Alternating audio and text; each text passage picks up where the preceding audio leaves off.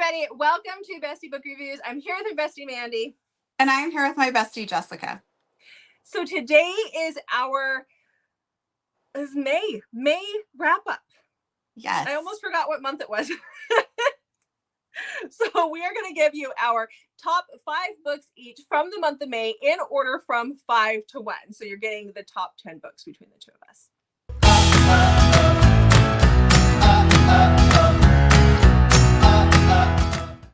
Yes. Yes, But before we do that, well, make sure you hit that subscribe button so you're entered to win our latest giveaway, which are these Kella Reed books signed by her. Thank you so much, Kella. So hit that subscribe button and make sure to follow us on Instagram for an extra entry. All right. So how was your May? Well, I read quite a few books, but I didn't have very many 5 stars compared to how many books I read. Yeah. So I read 37 books and I had 7 5 stars. Okay. Yeah, my numbers are worse as far as 5 stars compared to how many books, because I read 45 books and I had 8 5 stars. But the 5 stars I had made it really difficult to choose this list. So that's really not worse. That's like pretty much exactly the same. But what? We're not doing math today. Okay. So let's talk about books, because I can talk about books. I can't talk about math. Okay. Okay. Okay. The teacher's schooling me now. All right. So, okay. So, you want me to go first? Are we going to talk about? Yeah. Oh, what are we talking about? Nothing. Oh, okay. Do you want me to talk about my number 5? Yes, please. Okay, let's do that. Okay. So my number 5 book is The Catcher. No, it is The Catcher by Kate Raven. So this is dark bully sports romance. He is a catcher on a baseball team, and you have Emrys, who is our heroine, and she is like a PR person. She's brought in to do his PR, him being Tanner, because he's on this national, what do they call the baseball? National Baseball League? Major League Baseball. Thank you. Major League Baseball. I don't watch it. I don't care. He's in that. He plays for Phoenix, and he has been getting in a lot of trouble. And so they want to clean up his image. Like, this guy is just trouble. And so they bring her in. She teaches throughout the year. She used to be in PR. She stepped back from PR to teach kids and do art therapy with children. And so her old boss calls her and says, "We really need you. Come do this. Please come do this." And he makes an offer that she just cannot refuse. But when she gets there, first of all, he's not thrilled that she's there. And then he's like, second of all, she's not thrilled to be there either. But he comes up to her and he's like, "You're mine." And he is so cruel and horrible to her. But I absolutely loved it. Now, it does say that there's grovel. The grovel is very short, like it's on a page, and it's even questionable if it's actual grovel, but I did not care. I did not care. I was all about the crazy dude in the book. So. Okay, so what is your number 5 for the month? Well, my number 5 for the month is Hans by S.J. Tilley. Okay, so we have Hans. And by the way, if you haven't been watching our channel, because we've been talking a lot about Hans, this is the last book in the Alliance series, which just makes me so sad. I loved these books a lot. So we have Hans, who lives in this cul-de-sac, but all the other houses are empty except for one. And Cassie lives there. She moved in about a year ago, and they have not actually talked to each other, but they both secretly admired each other from afar. And Cassie has taken it to the step that she takes Hans baked goods all the time and leaves them on his doorstep. He eats them and returns her pan when she's not at home or not paying attention, so they have no interactions. Side note, Cassie can't bake. It's awful. Like, dry. He chokes it down over the sink. And like at one point he actually thinks that her cooking is going to take him out. And he's a pretty bad guy. So for him to think that the cooking is going to do it is pretty intense.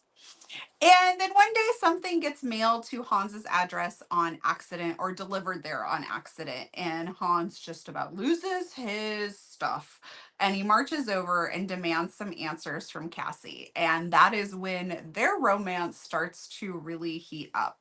Really enjoyed this one. Hans gets such a rap for being like the bad guy throughout the Alliance series, but I loved He him. was like a total cinnamon roll by the time we got to him. Yes. Yeah. He didn't make my top 5. He would have been number 6. I had such amazing top 5 books that I couldn't fit him in here, but definitely was so good. My number 6, I have a number 6 too, and I went back and forth, and I read a book this week that just bumped everybody down. Ooh. I felt bad. Yeah. That's okay. It's okay. No Small Bet would have been my 6th. Which I was love my that 5 until I bumped it out. Yeah. I felt bad. Yeah. I struggle with this so much. So do my I. top 3 is very fluid right now. Like, who knows if I'm going to stick to what I have written down or I'm going to change it at the last second. You do this every month that we do this. Though, I know. Don't make me pick favorites. I know, it's hard, isn't it? Yes. Okay. So my number 4, and I don't know if we're going to see this on yours or not. Ooh, okay. My number 4 is Possession by BJ Alpha. And part of the reason why I loved it, but part of the enjoyment of it was you and I reading it together. Like that just even bumped it even up higher. So let me tell you about it. So this is about Ellie and Raphael. Ellie is best friends with Jade, who is the heroine from the first book in the Mafia Daddy series. And so Ellie is over visiting Jade. Jade is with Raphael's brother. So Raphael sees Ellie, and he has a little boy who's 3, and he needs a nanny. And so he takes Jade and says, "You're gonna be my nanny. Like, you don't get much of a choice. This is Mafia as well." And he brings her in, and not only is she his nanny, she is his baby doll, because there's that. This book actually had way more plot than we thought it was going to have. But I mean, I really don't, there's not a lot that I can say because we're going to give everything away, but it has all the fun kinks. We actually have a video on us. I'm looking at you, Mandy. We actually have a video of us doing a reading vlog of it that you guys should go check that out. But I loved this book so much. And oh God, it was so good. The kinks in it, it was hot. And that's all I'm going to say about that. Okay. Yeah. Obviously, age gap. Yes. Yeah. Okay. Number 4 for you.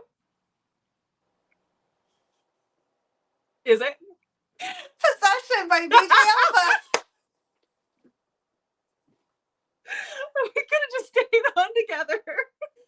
I thought it was more fun for the surprise twist. Love it though. Okay. Is there anything you want to add about Possession? No, I went back and forth between, is it like number 2? Is it number 3? Is it number 4? I went back and forth, and then I really started to feel like I really enjoyed it because we were reading it together. So that was a lot of fun. Yeah. And so then I'm like, I struggled. So again, it could change for me. Yeah. I mean, and it would have been on my top 5 whether we'd read it together or not. Oh, but definitely. I think that added to it so much because, I mean, it just added to the enjoyment. So, yeah, I had a really hard time this month picking my 5 and getting them in order of 5 because they were such great books. Definitely. So this is a good time to remind everybody, if you have not, make sure you go comment on the vlog and our interview with BJ Alpha, because we will be giving away a signed copy of Possession by BJ Alpha. So make sure you comment on those by June 7th to be entered in that drawing. Okay.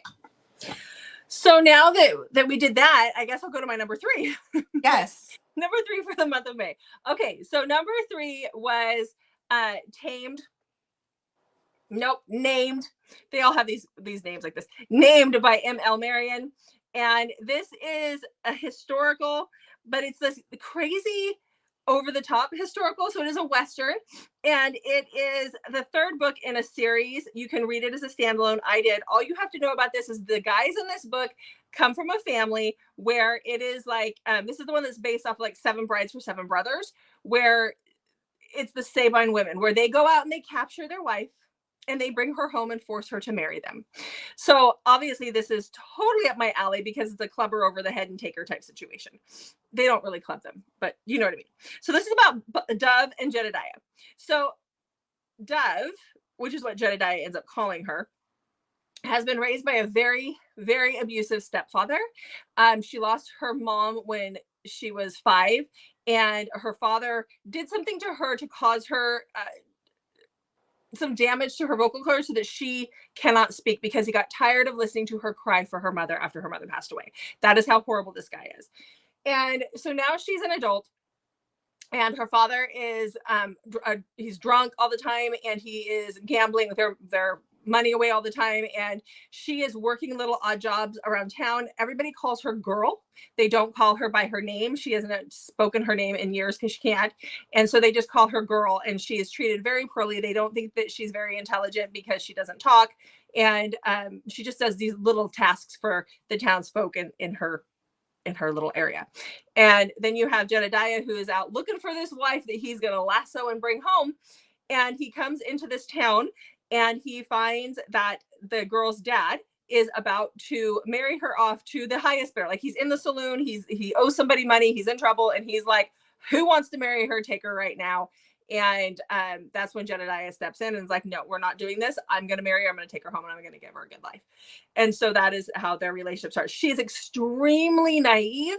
She really, because she hasn't been, she didn't go to school. Like, she doesn't even realize that there's different parts to boys and girls, because she has never seen a guy naked. Like, she has no clue, because nobody has taken the time to teach her because they thought she was dumb. So loved this book so much. I wish there was more out there like this.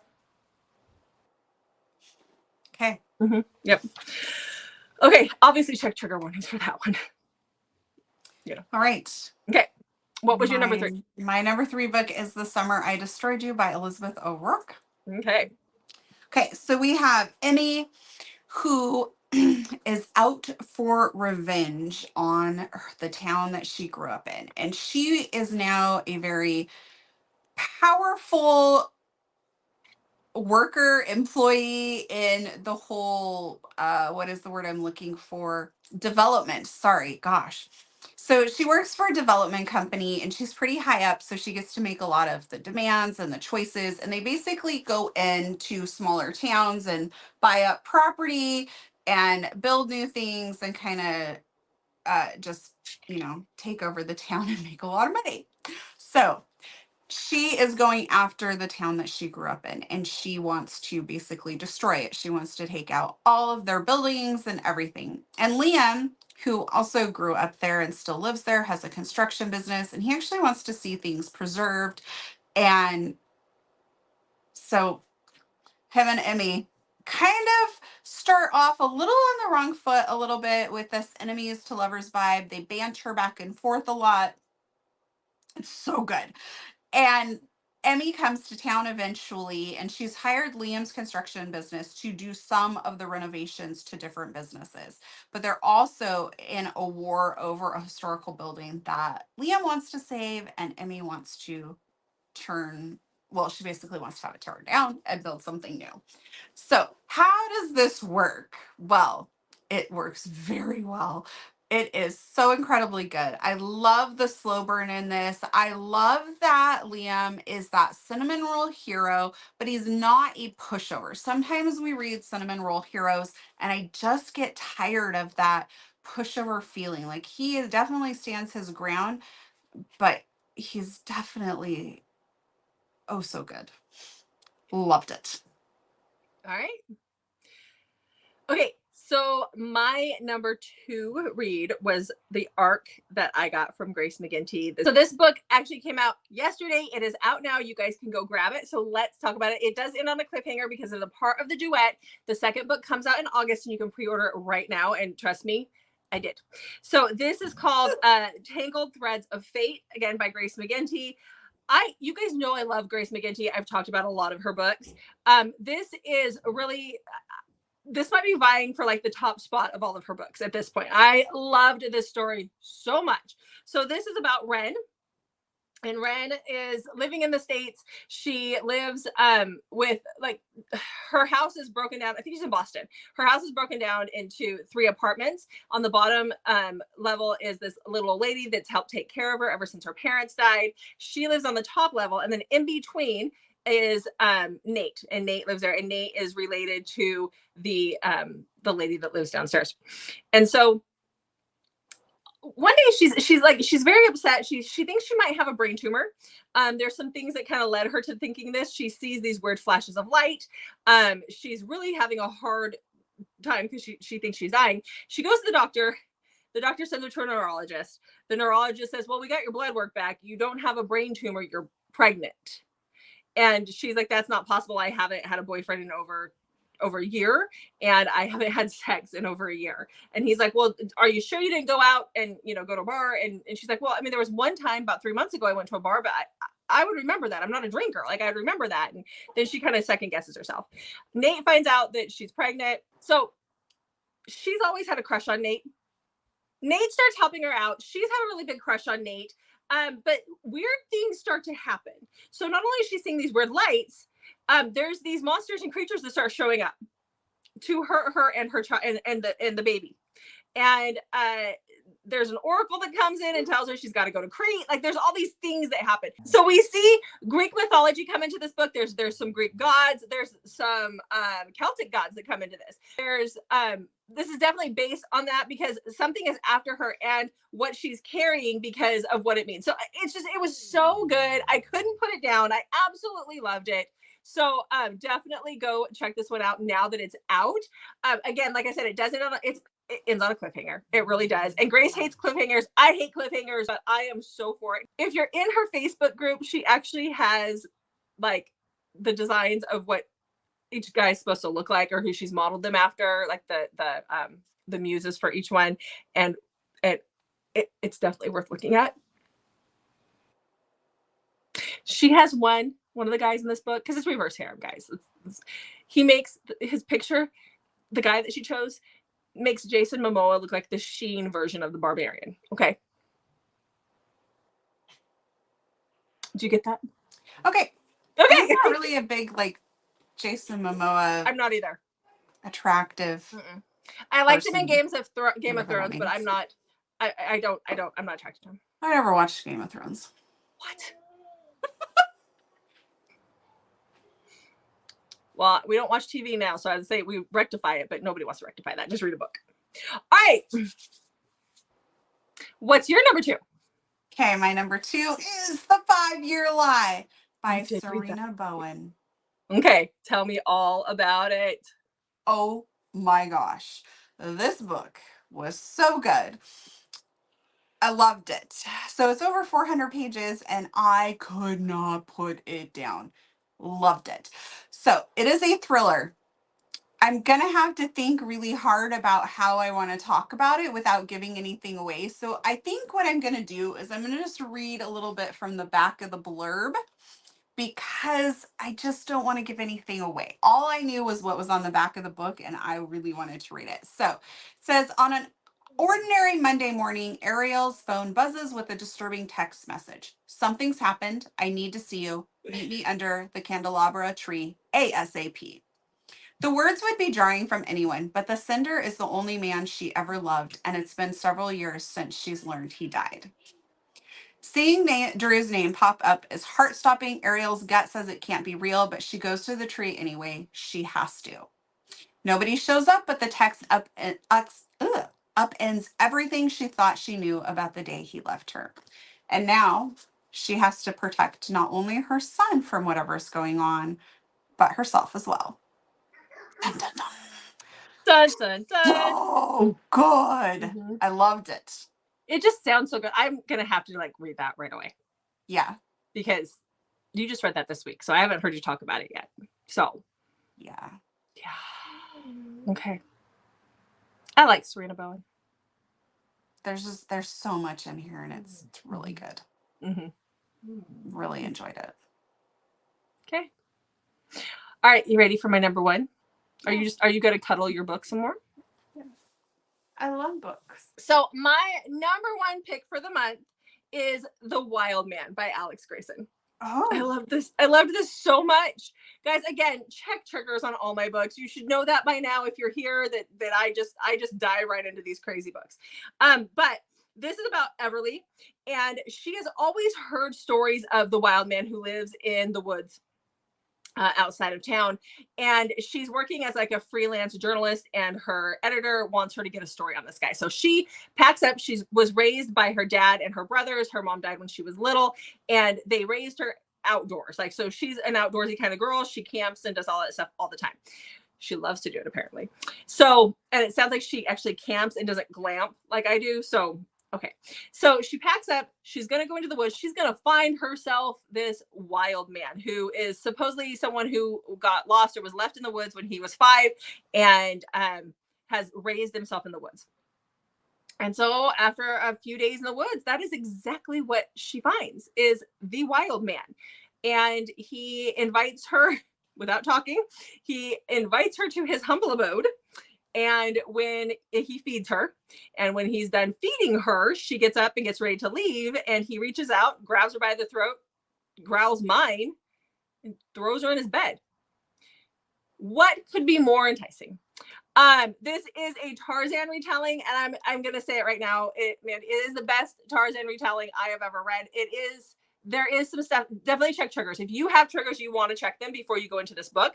You also want to understand the wild man. He's written in a way that he was raised by animals. He was like, he does what his animal instincts tell him to do. And you have to keep that in mind when you go into the book. So, all right. What is your number one? do you know? Now, I can't even remember what I read last week, let alone this last month. What you read? Maestro. Oh, that was this month? Okay. Mm-hmm. Okay. Okay, so my number one read is Maestro by Auden Dar. So this is about Aurelia and Chad. And they meet when they are 13 years old at a music audition for like this elite music school. And he gives her some advice and she decides to go with it. And she ends up doing really well in her audition and she gets in, and this starts their friendship. They're very different people. She has come from a very, she has a single mom, and her mom works very hard to afford things for her. They live in a small apartment, that sort of thing. And Chad has grown up in a very wealthy, loving family. Not that her mom's not loving, it's just a very different dynamic that she has with her dad, who does not live with them and is married to someone else. And that kind of plays a big part in the whole story. And this is about the two of them and their friendship and love story that spans decades. It is angsty, it is emotional, it is heartbreaking. It is so good. I loved it. There are a lot of interferences that happen that, keep them apart at different times, and oh my gosh, I just loved it so much. It's a big book too, but it is so incredible. The writing is so good. You just get really sucked in. Maestro is just, oh, it is everything. I loved it. And the opening of this book, I was like, what the heck? The person that told me to read this, because I was looking for an angsty book, when I read like the first few pages, I almost messaged her and was like, what the heck did you tell me to read? Because it starts off in a way I was not expecting, but oh, I loved it. Obviously, because it's my number one book. Exactly. Yeah. So I'm all like, I have this like love story over decades is number one. Number two is a thriller. Like, I'm all over the place. But the thriller, there's romance in it, right? Yes. It says a domestic thriller, which I don't really know exactly what that means. I don't either. But it's very suspenseful. It's more intense than like a romantic suspense. But yes, there is romance. All right. Well, there you have it, guys. There's May for us. There's our top 10 for May. Yeah.